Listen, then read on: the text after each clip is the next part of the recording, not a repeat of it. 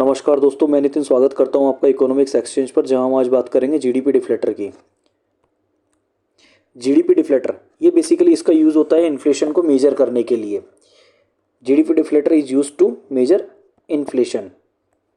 देखिए बेसिकली आपका जीडीपी क्या होता है, किसी भी कंट्री की पॉलिटिकल बाउंड्री के अंदर आपके एक साल के अंदर 1 ईयर के एक साल के अंदर जितने भी गुड्स एंड सर्विसेज प्रोड्यूस होते हैं that is called as GDP. तो उसमें जो डिफ्लेशन आता है, उनकी प्राइसेस में जो डिफ्लेशन आता है, जीडीपी में जो डिफ्लेशन आता है, उसी को हम कहते हैं जीडीपी डिफ्लेटर। देखिए बेसिकली जीडीपी डिफ्लेटर को हम लोग समझते हैं आगे। It is use to determine the level of prices of the new domestically produced final goods and services. देखिए सारी चीजें हैं इसमें।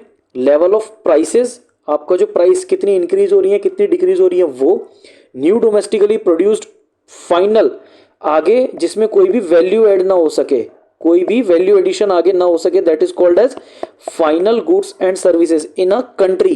किसी भी कंट्री की पॉलिटिकल बाउंड्री में इन अ ईयर, ये ईयर जो इंडिया में होता है वो होता है 1 अप्रैल टू 31 मार्च। तो ये सारी आगे बढ़ते हैं। देखिए GDP deflator shows the change in the average price level in an economy and it is used in the conjunction with the consumer price index for the measuring inflation. देखिए बेसिकली आपका GDP deflator जो होता है वो आपका CPI के साथ में ही यूज किया जाता है। सीपीआई जो आपका होता है उसमें आपके जो रूरल प्लस अर्बन आइटम्स जो हैं वो होंगे आपके 448 होंगे रूरल के और 460 होंगे आपके अर्बन के। तो ये टोटल हुए आपके 948 आइटम्स। अब केवल 948 आइटम ही केवल जीडीपी में नहीं होंगे, तो प्लस और आइटम्स जो ऐड होंगे उनको हम लोग ऐड करते हैं इसमें आगे, और उसको निकालते हैं हम जीडीपी डिफ्लेशन से, डिफ्लेटर से। Deflator consist of a 2 important component. देखिए जीडीपी डिफ्लेटर हम जब निकालते हैं तो उसके लिए 2 कंपोनेंट होते हैं आपके। फर्स्ट होता है आपका nominal GDP and second one is real GDP. ये आपका कांस्टेंट प्राइस पर होता है और ये आपका करंट प्राइस पर होता है। इस चीज को ध्यान रखिए, बहुत बड़ा इनके अंदर डिफरेंस है। बहुत बारी क्वेश्चन पूछा भी जाता है कि नॉमिनल जीडीपी और रियल जीडीपी में बेसिक डिफरेंस क्या है।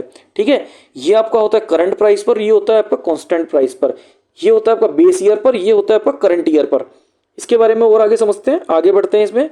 जीडीपी डिफ्लेटर मान के चलिए 2020 में किसी आर्टिकल की प्राइस थी 100 रुपए और आपका नॉमिनल जीडीपी में आज की डेट में 2023 में प्राइस हो गया 120 रुपए।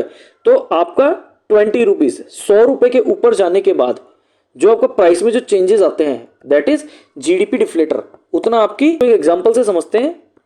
देखिए मान के चलिए आपके पास एक ऐसी इकोनॉमी है जिसमें केवल आपके एप्पल्स और आपके ऑरेंजेस यही प्रोड्यूस होते हैं। सब क्या है, नॉमिनल और रियल। मान के चलिए उसमें आपके केवल एप्पल और ऑरेंजेस उगते हैं। किसी साल आपका in a given year the economy produce 100 apples and 50 oranges। एक साल हुआ जब आपका केवल 100 एप्पल निकले और 50 ऑरेंज निकले वहां से। Okay, the prices of these goods and quantities produced in 2 consecutive years। अब इनको 2 साल के लिए हम मानकर चलते हैं। अगर हमें रियल जीडीपी निकालना है तो एक बेस ईयर लेना पड़ेगा और नॉमिनल जीडीपी निकालने के लिए तो आपका करंट ईयर काफी है।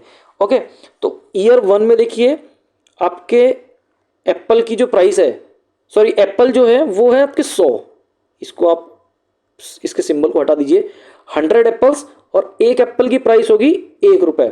और आपके ऑरेंजेस जो रहेंगे वो रहेंगे आपके 50 ऑरेंज। यहां पर 100 एप्पल 50 ऑरेंज निकले और एक ऑरेंज की जो प्राइस रहेगी वो रहेगी 2 रुपीज। ठीक है, और सेकेंड ईयर जो होगा आपका उसमें एप्पल आपके प्रोड्यूस हुए 120, ऑरेंजेस आपके 60, एक एप्पल की प्राइस 1.20। देखिए यहां पर प्राइस बढ़ गई है, इसकी 20 पैसे यहां से प्राइस बढ़ गई है। और आपके ऑरेंजेस 60 ऑरेंज प्रोड्यूस हुए जिसमें एक ऑरेंज की प्राइस है आपकी 2 रुपीज 40 पैसे। तो यहां पर आपके 40 पैसे जो है आपकी इन्फ्लेशन बढ़ गई है, 40 पैसे आपकी महंगाई बढ़ गई है। एक एप्पल की प्राइस 40 पैसे से बढ़ गई है। आगे बढ़ते हैं। अब देखिए सबसे पहले हम लोग इसकी रियल जीडीपी, फर्स्ट ईयर की रियल जीडीपी और नॉमिनल जीडीपी कैलकुलेट करते हैं। नॉमिनल जीडीपी में क्या है, आपके 100 एप्पल है, एक एप्पल की प्राइस 1 रुपए है, तो ये मिलके हुए आपके 100 रुपए। 50 ऑरेंज और एक ऑरेंज का प्राइस है आपका 2 रुपीज, तो ये हुआ आपका 100 रुपीज। तो 100 प्लस 100 ये हुआ आपका 200 रुपीज। अब फर्स्ट ईयर की रियल जीडीपी भी कैलकुलेट कर लेते हैं। देखिए, to let's calculate the real GDP for year 1 using the prices from the base year, और हम इसी ईयर को मान के चलिए, शुरुआत ही यहीं से हो रही है, तो हम इसी ईयर को बेस ईयर भी मानकर चल लेते हैं। ओके, तो रियल जीडीपी में वही रहेगा, एक एप्पल की प्राइस 1 रुपए और 100 एप्पल की प्राइस 100 रुपए, एक ऑरेंज की प्राइस 2 रुपए, 50 ऑरेंज की प्राइस होगी 100 रुपए, तो ये हुई आपकी 200 रुपए।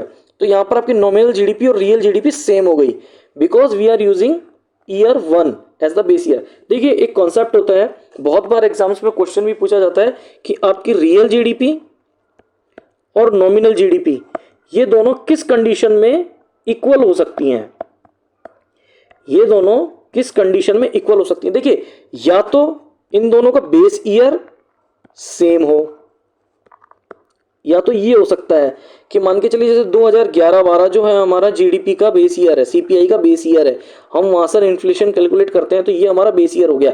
तो अगर हम नॉमिनल जीडीपी और रियल जीडीपी 2011-12 की निकाले तो वो दोनों सेम निकलेंगी। या आपके यहाँ जो इन्फ्लेशन है या डिफ्लेशन है वो जीरो है, ना तो आपके यहाँ महंगाई घट रही है ना बढ़ रही है, वो बराबर बनी हुई है या जीरो है, उसका कोई इंपैक्ट नहीं आ रहा आपकी प्राइसेस पे, आपकी कमोडिटीज की जो प्राइस है वो कोई कहीं भी चेंज नहीं हो रही ओवर द पीरियड। मान के चलिए 5 साल का टाइम और उसमें कोई भी अगर कमोडिटीज की प्राइस चेंज नहीं हो रही है तो इन्फ्लेशन और डिफ्लेशन आपका जीरो है। तो उस कंडीशन में आपकी रियल जीडीपी और नॉमिनल जीडीपी सेम हो सकती है, बट ये जो कंडीशन है ये पॉसिबल नहीं है। आपकी महंगाई तो कहीं ना कहीं तो ऊपर नीचे होगी, तो यही एक कंडीशन हो सकती है कि आपकी रियल जीडीपी और नॉमिनल जीडीपी दोनों सेम तभी हो सकती है जब बेस ईयर आपका दोनों का सेम हो। ओके, तो यहां पर हमने बेस ईयर इनका फर्स्ट ईयर ले लिया, तो यहां पर आपके नॉमिनल जीडीपी और रियल जीडीपी दोनों सेम हो गई। आगे बढ़ते हैं इसमें। अब सेकंड ईयर की हम लोग निकालते हैं। देखिए, सेकंड ईयर में क्या हुआ है, आपका एक एप्पल का प्राइस हुआ 1.2 रुपीज, यहां पर 100 की जगह आपके 120 एप्पल प्रोड्यूस हुए, और यहां पर ऑरेंज का प्राइस 40 पैसे बढ़ गया था, तो ये 2 रुपए 40 पैसे हुआ, और ऑरेंजेस की आपकी जो प्रोडक्शन है वो 10 आपने बढ़ा दिए, 50 से हो गए आपके 60। तो ये जो प्राइस हुई ये 144 हो गई, और ये जो प्राइस हुई ये भी 144 हो गई, 144 288। तो नॉमिनल जीडीपी जो हुई आपकी वो 200 रुपए से 288 रुपीज हो गई है। अब हम रियल जीडीपी की बात करते हैं। रियल जीडीपी में आपकी जो प्राइस होती है वो कांस्टेंट होती है, यही एक बेसिक डिफरेंस है इसमें कि इनमें प्राइस जो होती है आपकी रियल जीडीपी में वो कांस्टेंट होती है, और इसमें केवल हम करंट ईयर की प्राइस लेते हैं। तो यहां पर आपकी 1 रुपए ही आपकी एक एप्पल की प्राइस थी, प्रोडक्शन आपका बढ़ गया तो ये हुआ आपका 120 रुपए, और यहां पर 2 रुपए ही प्राइस थी तो ये भी हुआ 120 रुपए। तो आपकी जो रियल जीडीपी है वो हुई आपकी 240 रुपए। तो ईयर 2 में nominal GDP 288 rupees and real GDP 240 rupees. ये शो कर रहा है कि आपकी जो इकोनॉमी है उसमें गुड्स का जो प्रोडक्शन है वो बढ़ा है, उससे आपकी जीडीपी बढ़ी है। आगे बढ़ते हैं। तो देखिए, अगर हम इसका जीडीपी डिफ्लेटर निकालें तो जीडीपी डिफ्लेटर आप देखेंगे फर्स्ट ईयर का दोनों का सेम रहेगा। अगर हम इसका जीडीपी डिफ्लेटर निकालें तो आप देखेंगे फर्स्ट ईयर का जो जीडीपी डिफ्लेटर है वो दोनों का 100 रहेगा, ना इन्फ्लेशन बढ़ी है ना घटी है, इन्फ्लेशन दोनों की बराबर रही है। अगर हम जीडीपी डिफ्लेटर सेकंड की बात करें, सेकंड ईयर की, तो यहां पर आपका नॉमिनल जीडीपी जो है वो आपका 288 रुपीज, और रियल जीडीपी जो है आपका वो है 240 रुपीज, और इसको 100 से हम लोगों ने मल्टीप्लाई कर दिया तो ये आ गया 120।